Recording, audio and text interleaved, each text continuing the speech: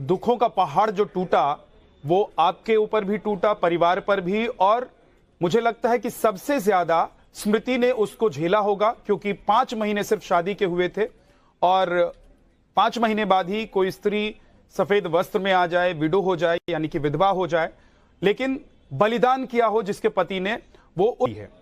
तो आपको लग रहा है कि आप जिस परिस्थिति से गुजर रही हैं उससे किसी अलग परिस्थिति में स्मृति होंगी आपकी बहू? मैं यही कहूँगी मेरे से ज़्यादा तकलीफ उसको होगा, क्योंकि एक माँ तो पूरी ज़िंदगी उसको भूल ही नहीं सकती, लेकिन एक बीवी तो बस यही था कि मैं नहीं चाहती थी कि पब्लिक हो, पर ये तो सवाल उठना ही है ना, बहू कहाँ है, बहू कहाँ है। तो हम मजबूर हो गए बताने के लिए, नहीं तो 1 साल हो गया हमारे परिवार वाले को भी पता नहीं था कि मेरी बहू कहाँ है।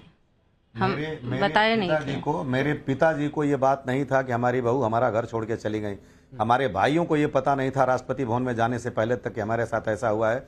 मैं भगवान शंकर जैसे विष पी करके जी रहा था, ये उनके पिता को भी बताया था। लेकिन जब सारा चीज़ खत्म हो गया तब मैंने अपने पिता को फ़ोन करके दिल्ली से बताया। जब वो बोले कि बातचीत हुई है, क्या हो रहा है, बहू कब आ रही, मैंने कहा अब आप उस ख्याली पुलाव में न रहें, वो अपनी ज़िंदगी में आगे बढ़ गई हैं और आप इस सत्य को स्वीकार करें। एक चीज़ और बताइए कि मैंने कई जगह जो मैं पढ़ रहा था तो मुझे पता लगा कि स्मृति जो है वो एक मल्टीनेशनल कंपनी में काम कर रही हैं, इंजीनियर हैं।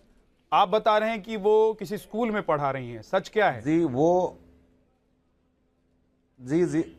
वो NIT जालंधर से बीटेक की थी सिविल इंजीनियर में, और मेरा बेटा भी वहाँ से बीटेक में एडमिशन लिया था केमिकल इंजीनियर में।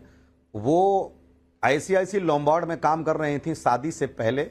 शादी के बाद उन्होंने वहीं से छोड़ दिया, और उसके बाद मेरी जानकारी के हिसाब से किसी मल्टीनेशनल कंपनी में नहीं है।